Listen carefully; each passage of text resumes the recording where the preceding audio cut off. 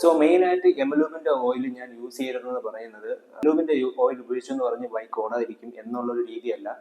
എമലൂബ് use ചെയ്ത് പലരും വണ്ടി ഓടിക്കുന്നുണ്ട്, അത് വണ്ടി ഓടും, വേറെ പ്രശ്നമൊന്നുമില്ല.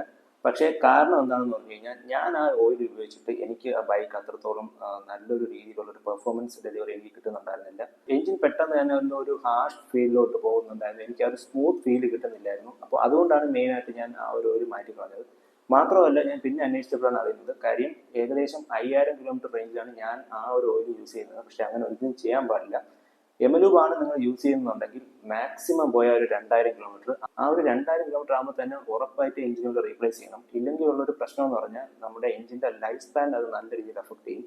ഒരു 1,00,000 പോകേണ്ട കിലോമീറ്റർ, ഒരു 1,00,000 പോകേണ്ട എഞ്ചിൻ ഒരു 70,000 ആകുമ്പോൾ തന്നെ പല പണികളും വന്നു തുടങ്ങും. അപ്പോൾ നിങ്ങൾ എമലൂബാണ് യൂസ് ചെയ്യുന്നുണ്ടെങ്കിൽ ഉറപ്പായിട്ട് ഒരു 2000 കിലോമീറ്റർ റേഞ്ചിൽ ആ ഒരു എഞ്ചിൻ ഓയിൽ നിങ്ങൾ റീപ്ലേസ് ചെയ്തിരിക്കണം. ഇല്ലെങ്കിൽ അത് എഞ്ചിനെ നല്ല കാര്യമായിട്ട് അത് അഫക്ട് ചെയ്യും. അപ്പോൾ എനിക്കും അത് അറിഞ്ഞുകൂടായിരുന്നു. വണ്ടിയുടെ സമയത്ത് എമലൂബ് തന്നെയാണ് ഏകദേശം ഒരു 5000 കിലോമീറ്റർ റേഞ്ചിൽ ഞാൻ ഓടിച്ചിട്ടുണ്ടായിരുന്നത്. പക്ഷേ ഇപ്പം ഞാൻ അങ്ങനെ ചെയ്യുന്നില്ല. നമ്മൾ കറക്റ്റ് ആ ഒരു രീതിയിൽ ഓയിൽ മാറ്റിയില്ലെന്നുണ്ടെങ്കിൽ നമുക്ക് എഞ്ചിൻ നല്ല രീതിയിൽ പണിയാവും. അപ്പോൾ എല്ലാവരും ആ ഒരു കാര്യം ജസ്റ്റ് ഒന്ന് ശ്രദ്ധിക്കുക. എനിക്ക് പേഴ്സണലി എമലൂബ് യൂസ് ചെയ്തിട്ട് ബൈക്ക് അത്രത്തോളം നല്ലൊരു പെർഫോമൻസ് എനിക്ക് ഫീൽ ചെയ്തില്ല. അതുകൊണ്ടാണ് ഞാൻ അത് മാറ്റിയത്. എപ്പോഴും നമ്മുടെ ബൈക്കിൽ എപ്പോഴും ഏറ്റവും ബെറ്റർ ആയിട്ടുള്ള ഒരു ഓയിൽ തന്നെ യൂസ് ചെയ്യുന്നതാണ് എപ്പോഴും നല്ലത്. സോ ഞാൻ ആഫ്റ്റർ മാർക്കറ്റ് ഓയിലിലോട്ട് പോയതാണ്.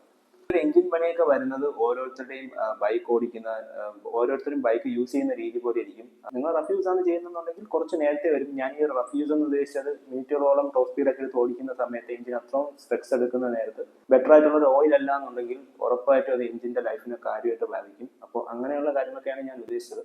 എല്ലാവരും ജസ്റ്റ് ഒന്ന് ശ്രദ്ധിക്കുക. ഓയിൽ എന്തായാലും നല്ലൊരു ബ്രാൻഡിന്റെ ഓയിൽ തന്നെ മേടിച്ച് ഉപയോഗിക്കുക. വണ്ടിയുടെ എഞ്ചിൻ ഹെൽത്തിന് ഏറ്റവും നല്ലതാണ്. പിന്നെ ഓരോരുത്തരുടെയും പർപ്പസ് ഡിഫറെന്റ് ആണ്. ബൈക്ക് അത്രത്തോളം എൻജോയ് ചെയ്യുന്ന ഓടിക്കുന്ന ഒരു വ്യക്തിയാണ് നിങ്ങളെന്നുണ്ടെങ്കിൽ തീർച്ചയായിട്ടും ബെറ്റർ പെർഫോമൻസ് ആയിട്ടുള്ള ഓയിൽസ് യൂസ് ചെയ്യുന്നതാണ് എപ്പോഴും നല്ലത്. പിന്നെ ഇതെല്ലാം ഡിപ്പെൻസ് ആണ്. ഓരോരുത്തരുടെയും ബൈക്കിന്റെ രീതി വേറെയാണ്, ക്യാരക്ടർ വ്യത്യാസം വരും.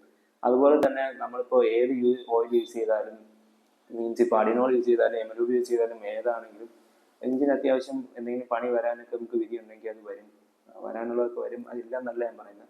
പക്ഷെ നമുക്കൊരു പ്രിക്കോഷൻ എടുക്കുന്നതിൽ വേറെ കുഴപ്പമില്ലല്ലോ. അപ്പോൾ ആ ഒരു കാര്യമാണ് ഞാൻ ഉദ്ദേശിച്ചത്. ജസ്റ്റ് നമ്മളുടെ ഭാഗത്തുനിന്ന് ചെയ്യാൻ പറ്റുന്ന ഒരു കാര്യം, നല്ലൊരു എഞ്ചിൻ ഓയിൽ നമുക്ക് ബൈക്കിന് യൂസ് ചെയ്യുക. കൃത്യം എഞ്ചിൻ ഓയിൽ മാറുന്ന സമയത്ത് തന്നെ ഓയിൽ ഫിൽട്ടർ നിർബന്ധമായിട്ടും പറഞ്ഞു മാറ്റിക്കുക. ഇങ്ങനെയുള്ള കാര്യങ്ങൾക്ക് നമുക്ക് നമ്മുടെ ഭാഗത്തുനിന്ന് ചെയ്യാവുന്നേ ഉള്ളൂ. അപ്പോൾ ആ ഒരു കാര്യങ്ങൾ ജസ്റ്റ് ഒന്ന് ശ്രദ്ധിക്കുക. വീണ്ടും പറയുന്നു, നമ്മുടെ ഈ ഒരു ചേഞ്ചിങ് പീരീഡ് കൃത്യമായിട്ട് എങ്ങനെ പോയാലും മെയിൻറ്റെയിൻ ചെയ്യണം. എമലൂബാണ് യൂസ് ചെയ്യുന്നുണ്ടെങ്കിൽ 2000 കിലോമീറ്ററിന് മേളിൽ എഞ്ചിൻ ഓയിൽ യൂസ് ചെയ്യാതിരിക്കുക. പിന്നെ അഡിനോളാണ് യൂസ് ചെയ്യുന്നുണ്ടെങ്കിൽ മാക്സിമം പോയ ഒരു 5000 കിലോമീറ്റർ അതിനകത്ത് തന്നെ അഡിനോളാണെങ്കിലും ചേഞ്ച് ചെയ്യുക.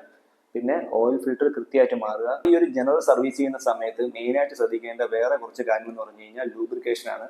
അത് നമ്മൾ ആക്സിലേറ്ററിന്റെയും ക്ലച്ചിന്റെയും കേബിൾ മെയിനായിട്ട് ഇറക്കി ലൂബ് ചെയ്ത് വെക്കുന്നത് വളരെ നല്ലൊരു കാര്യമാണ്. അതുപോലെ തന്നെ നമ്മുടെ വീലിന്റെ ബെയറിംഗ് നമ്മൾ ലൂബ് ചെയ്ത് കൊടുക്കണം. പിന്നെ നമ്മുടെ കീ സെറ്റ്, അതുപോലെ തന്നെ സ്വിച്ച്, ആ ഏരിയയൊക്കെ നമ്മൾ ജസ്റ്റ് ഒന്ന് WD-40 വെച്ച് ലൂബ് ചെയ്യുന്നത് വളരെ നല്ല കാര്യമാണ്. എല്ലാം ഇതിൻ്റെയൊക്കെ ലൈഫ് കൂട്ടാനേ നമ്മളെ സഹായിക്കത്തുള്ളൂ. പിന്നെ ജസ്റ്റ് ഒന്ന് നോക്കുക, ബ്രേക്കൊക്കെ ഒരുപാട് ഡസ്റ്റ് കയറി സീനായിട്ടിരിക്കുകയാണെന്നുണ്ടെങ്കിൽ അതിനും കുറച്ച് ക്ലീനേഴ്സ് കിട്ടും. നമുക്ക് ബ്രേക്കും ജസ്റ്റ് ക്ലീൻ ചെയ്ത് കൊടുക്കുക. പിന്നെ ഓൾറൗണ്ട് എല്ലാ കേബിൾസും ഓക്കെ ആണോ, എന്തെങ്കിലും ക്രാക്ക് ഉണ്ടോ എന്നുള്ളതൊക്കെ ജസ്റ്റ് ഒന്ന് നോക്കി വിടുന്നത് നല്ലതാണ്. അപ്പോൾ അങ്ങനെ എന്തെങ്കിലും ഉണ്ടെങ്കിൽ അതും കൂടെ റീപ്ലേസ് ചെയ്ത് കൊടുക്കുക. പിന്നെ നമ്മുടെ ത്രോട്ടിലിന്റെ ആ ഒരു ഗ്രിപ്പിന്റെ ഏരിയ നമുക്ക് ലൂബ് ചെയ്ത് കൊടുക്കുക. കുറച്ചും കൂടെ നമുക്ക് സ്മൂത്ത് ആയിട്ട് കിട്ടും.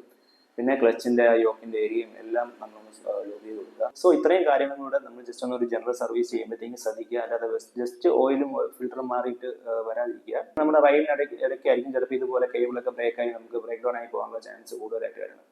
അപ്പോൾ എല്ലാവരും ജസ്റ്റ് ഇത്രയും കാര്യങ്ങൾ ജസ്റ്റ് ഒന്ന് ശ്രദ്ധിക്കുക. ഞാൻ ഇനി അപ്കമിങ് വീഡിയോസിൽ ബൈക്കിന്റെ സർവീസിനെ കുറിച്ച് ഡീറ്റെയിൽ ആയിട്ട് കുറച്ച് വീഡിയോസ് ചെയ്യുന്നുണ്ട്. നിങ്ങൾക്ക് ബൈക്കിന്റെ സർവീസിനെ കുറിച്ച് കൂടുതലായിട്ട് എന്തെങ്കിലും അറിയാനുണ്ടെങ്കിൽ, അല്ലെങ്കിൽ ഇപ്പോൾ ഇത്ര കിലോമീറ്റർ ആകുമ്പോൾ സർവീസിൽ എന്തൊക്കെ കാര്യങ്ങൾ മാറണം, അങ്ങനെയുള്ള ഡീറ്റെയിൽസ് ഒക്കെ അറിയാൻ ഇൻട്രസ്റ്റ് ഉണ്ടെന്നുണ്ടെങ്കിൽ ജസ്റ്റ് താഴെ ഒന്ന് കമന്റ് ചെയ്യുക. ഞാൻ അതൊക്കെ ആ വീഡിയോയിൽ ഉൾപ്പെടുത്താം.